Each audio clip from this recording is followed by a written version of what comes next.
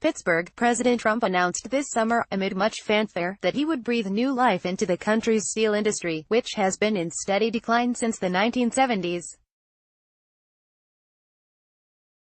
The president imposed tariffs on aluminum and steel imports to drive domestic demand back to U.S.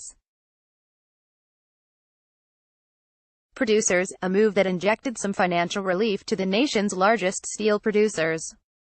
ArcelorMittal, the nation's largest steelmaker, reported its highest quarterly profit in 7 years after the tariffs were announced, while U.S.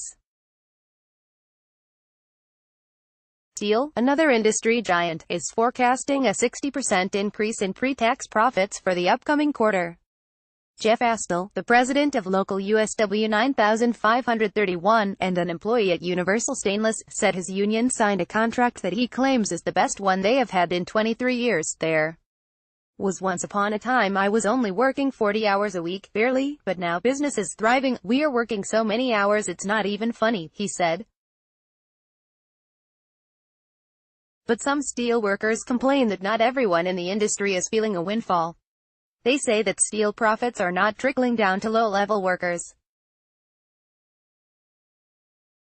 As a result, some steel workers, a key voting bloc for President Trump, are not rallying behind him, presenting a potential liability in critical midterm elections. "I'm proud to be a steel worker," said Henry Polite, a material handler with Universal Stainless, a western Pennsylvania plant. "But I would just like to see more concern for the underdog, the workers, than just the higher-ups." Some steel workers are so frustrated that they are planning a walkout. At the nation's two largest steel producers, ArcelorMittal and U.S. Steel, nearly 31,000 steel workers have granted union negotiators the power to call a strike. The group responsible for roughly half of America's steel production is demanding higher wages. The companies are offering modest wage increases, but they are pushing for workers to take on a greater share of their health care expenses via higher premiums and copays, in order to reduce the cost of their health benefits.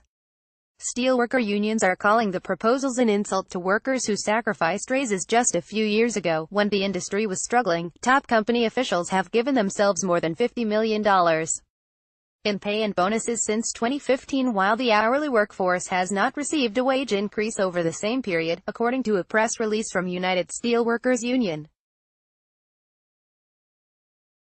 Some steelworkers, a key voting bloc for President Trump, are not rallying behind him, presenting a potential liability in critical midterm elections.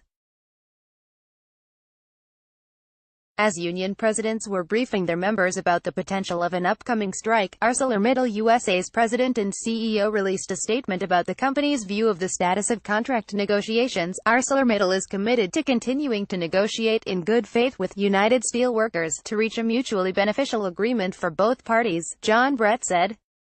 "Our proposal increases both wages and pensions while addressing our competitive disadvantage in healthcare costs relative to other steel and competing material producers." Darren Kelly, president of the Allegheny, Fayette Central Labor Council, believes if contracts aren't finalized soon, thousands of frustrated steel workers will walk out, sparking a huge disruption in production, and greater uncertainty at the polls. This presidential election was sold as, "We are bringing the steel industry back to Western Pennsylvania, back to America, and yes, production has increased," said Kelly. But where did it benefit the workers? It hasn't. Soren Fanning, a history professor at Robert Morris University, said these frustrations could be telling for the upcoming midterm election in a region where Trump won in 2016 by less than 80,000 votes. "People vote their frustrations," Fanning said.